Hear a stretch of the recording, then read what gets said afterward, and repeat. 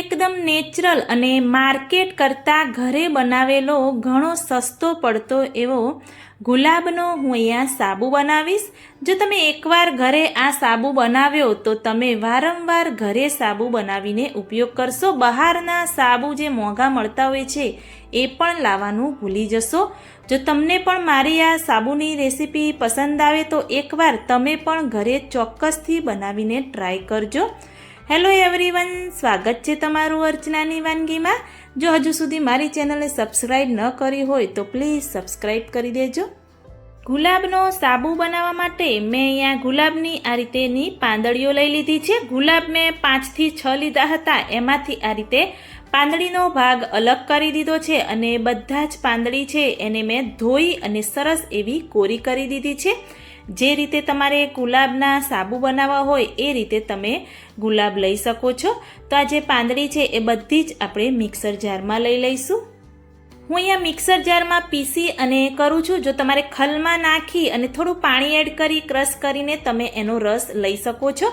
તો હું અહીંયા જે રેગ્યુલર પાણી પીવાનું આવે છે એ નથી એડ કરવાની, જે ગુલાબજળ આવે છે એ આપણે અંદર એડ કરીશું. ગુલાબજળ આપણે 2 થી 3 ચમચી જેવું જ અંદર એડ કરવાનું છે, વધારે એડ નથી કરવાનું. અને વધારે પાણી ન પડી જાય એનું પણ તમારે ખાસ ધ્યાન રાખવાનું. તો આ રીતે સરસ એવું મેં પીસી અને રેડી કરી દીધું છે. તમે જોઈ શકો છો કે આ રીતેનું આપણે પીસી અને રેડી કરવાનું છે. તો હવે એનો આપણે રસ નીકાળીશું. જારને સાઈડમાં રાખી અને એક મોટું બાઉલ લઈ લઈશું અને એના ઉપર આ રીતેની ગરણી આપણે રાખીશું. ઝીણી કાણાવાળી હોય એવી લઈ લેવાની અને એને આ રીતે ચમચીથી પ્રેસ કરશો એટલે બધો જ રસ નીચે આવી જશે. જો તમે આ રીતે ન કરવા માંગતા હોય, કપડામાં લઈ અને નીચોવીને કરવા માંગતા હોય તો પણ ચાલે. તો તમે જોઈ શકો છો કે સરસ એવો આપણો આ ગુલાબનો રસ નીકળી રેડી થયો છે. તો એમાં જે સામગ્રી એડ કરવાની છે એ કરીશું. તો મેં અહીંયા 1 વિટામિન E કેપ્સ્યુલ લઈ લીધી છે, એ અંદર એડ કરી દઈશું. તો હવે અંદર આપણે એલોવેરા જેલ એડ કરીશું. તો હું એ મામાઅર્થની રેગ્યુલર એલોવેરા જેલ વાપરું છું, તો મેં એ લઈ લીધી છે. તો 1 ટેબલ સ્પૂન જેવી આપણે અંદર એડ કરી દઈશું. તમે જે પણ એલોવેરા જેલ વાપરતા હોય એનો યુઝ તમે કરી શકો છો. જો તમે આ ઇન્ગ્રીડિયન્ટ્સનો ઉપયોગ કરવા ન માગતા હોય તો એને સ્કીપ પણ કરી શકો છો. એ જ રીતે 1 ટેબલ સ્પૂન કોકોનટ ઓઇલ અંદર એડ કરી દઈશ. કોકોનટ ઓઇલની જગ્યાએ તમે આલ્મંડ ઓઇલનો પણ ઉપયોગ કરી શકો છો. તો ગુલાબના સાબુને સુગંધીદાર બનાવવા માટે મેં અહીંયા રોજ ફ્લેવરમાં ઓઇલ આવે છે કે લિક્વિડ આવે છે એ લઈ લીધું છે. મેં આ છે એ ઓનલાઈન પરચેસ કર્યું છે. જો તમારે ઉપયોગ કરવો હોય તો તમે ઓનલાઈન મંગાવીને કરી શકો છો. મારી પાસે હતું એટલે હું ઉપયોગ કરી રહી છું. આ રોજ ફ્લેવરમાં છે, એ જ રીતે તમારે અલગ અલગ ફ્લેવરમાં પણ મળી રહેશે. તો આના 5 થી 7 ટીપા આપણે અંદર એડ કરી દઈશું. આનો ઉપયોગ કરવાથી સાબુ એકદમ સુગંધીદાર બનીને તૈયાર થાય છે. આ બધું જ સરસ એવું આપણે મિક્સ કરી દઈશું. બધું જ મિક્સ કરી બાઉલને આપણે સાઈડમાં રાખી દઈશું. અને સાબુ બનાવવા માટે મેં અહીંયા સોપ બેઝ લઈ લીધો છે અને મેં અહીંયા ગ્લિસરીન સોપ બેઝ લીધો છે. અને વજનમાં જોવા જઈએ તો મેં 200 ગ્રામ લઈ લીધો છે.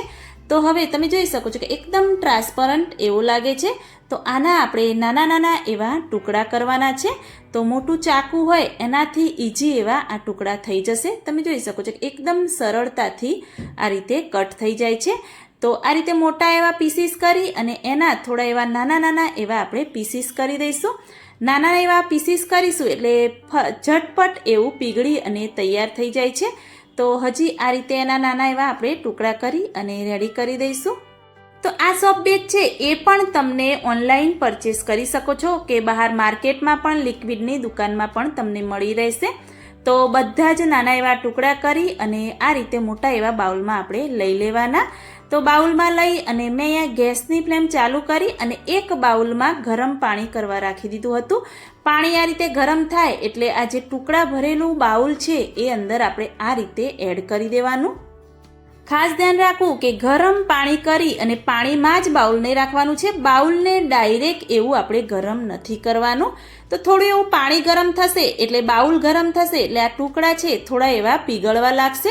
આ રીતે ચમચીની મદદથી તમે હલાવશો એટલે થોડા એવા જલ્દી એવા પીગળવા લાગશે. તો તમે જોઈ શકો છો એકદમ સરસ એવું લિક્વિડ બની અને તૈયાર થઈ ગયું છે. આ સમયે ગેસની ફ્લેમ છે એ થોડી એવી ધીમી કરી દેવાની. કરી અને આપણે જે ગુલાબનો રસ નીકાળ્યો હતો એ અંદર એડ કરીશું. એડ કરવાથી જ એકદમ સરસ એવો કલર ચેન્જ થઈ જશે. જે ગુલાબનો કલર આવે છે એવો કલર નહીં આવે, એકદમ આછો નોર્મલ એવો જ ગુલાબી કલર આવશે. તો તમે જોઈ શકો છો કે ગ્રીન કલર જેવો કલર થઈ ગયો છે.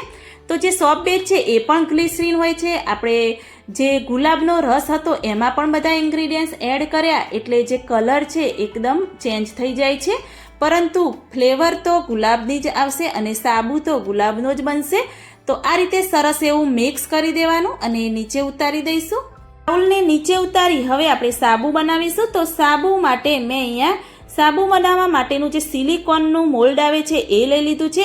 આમાં સાબુ છે એકદમ સરળતાથી નીકળી જાય છે, પરંતુ આપણે આ મોલ્ડથી પણ બનાવીશું અને મોલ્ડ વગર પણ હું તમને બતાવીશ કે સાબુ કેવી રીતે બનાવવા.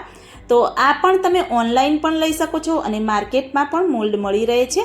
તો મોલ્ડમાં થોડું એવું પહેલાં તો આપણે ગુલાબની પાંદડીઓ અંદર એડ કરી દઈશું. તો મોલ્ડમાં ધીરે ધીરે કરી આ રીતે આપણે લિક્વિડ એડ કરીશું. તો સોપ બેઝ મેં 200 ગ્રામ જેવો લીધો હતો, તો એમાંથી 4 થી 5 સાબુ આપણા કમસે કમ બનશે. તો આ રીતે એડ કરી અને થોડી એવી પાંદડીઓ ઉપર પણ આપણે ગાર્નિશ કરીશું.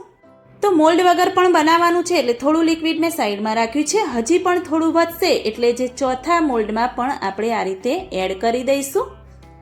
તો આ રીતે સરસ એવું મોલ્ડમાં ભરી અને સરસ એવું આ રીતે ઉપર પાંદડીથી ગાર્નિશ કરી અને કલાક માટે આપણે આ મોલ્ડને હલાવ્યા વગર એક સાઈડમાં રાખી દેવાનું. તો ખાસ ધ્યાન રાખવું, એને હલાવવાનું નથી, તો સાઈડમાં રાખી દઈશું. તો હવે મોલ્ડ વગર પણ બનાવીશું. તો હું અહીંયા એક ચાનો કપ લઈ લીધો છે. આપણે ચાના કપમાં બનાવીશું તો હું 2 કપ લઈ લઈશ. જેટલું લિક્વિડ છે એ રીતે તમારે લેવાનું. અને જો તમારે કપ ન હોય તો તમે કોઈ સ્ટીલના વાસણમાં કે પ્લાસ્ટિકના ડબ્બામાં પણ લઈ શકો છો. ભરી એને પણ આપણે કલાક માટે જામવા દઈશું.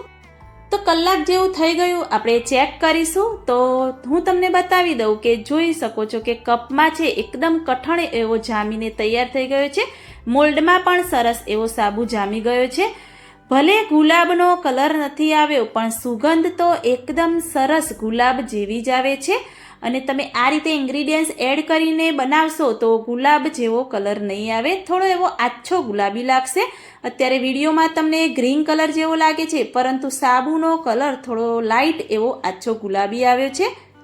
તો આ રીતે મોલ્ડમાંથી આપણે બધા જ સાબુ પહેલાં તો નીકાળી દઈશું. અને તમે જોઈ શકો છો એકદમ સરળતાથી સાબુ આપણા નીકળીને તૈયાર થાય છે. તો બધા સાબુ આ રીતે મેં નીકાળી દીધા છે. એ જ રીતે જે કપમાં બનાવ્યા હતા એ પણ હું તમને બતાવી દઉં. તો આ રીતે સાઈડમાંથી કટ કરી દઈશું એટલે સરળતાથી સાબુ આપણો નીકળી જશે. તો સાબુ તમારે જે શેપમાં બનાવવા હોય એ શેપના મોલ્ડ માર્કેટમાં મળી રહે છે. અને મોલ્ડ ન હોય તો ઘરના કોઈ વાસણમાં કે પ્લાસ્ટિકની કોઈ નાની એવી ડબ્બી હોય એમાં પણ તમે સાબુ બનાવી શકો છો. તો ઓછા ખર્ચમાં તૈયાર થતા ગુલાબનો સાબુ મેં અહીંયા બનાવી દીધો છે. અને એકદમ સરસ એવી સુગંધ પણ આવે છે અને ઘરે ઘણો એવો સસ્તો પણ પડે છે. એકવાર જો તમે બનાવ્યો તો બહારથી સાબુ લાવવાનું પણ ભૂલી જશો એવો આ સાબુ બની અને તૈયાર થાય છે. તો આ જ રીતે મેં લીમડાનો પણ સાબુ બનાવેલો છે અને એ પણ તમને મારી ચેનલમાં જોવા મળી રહેશે.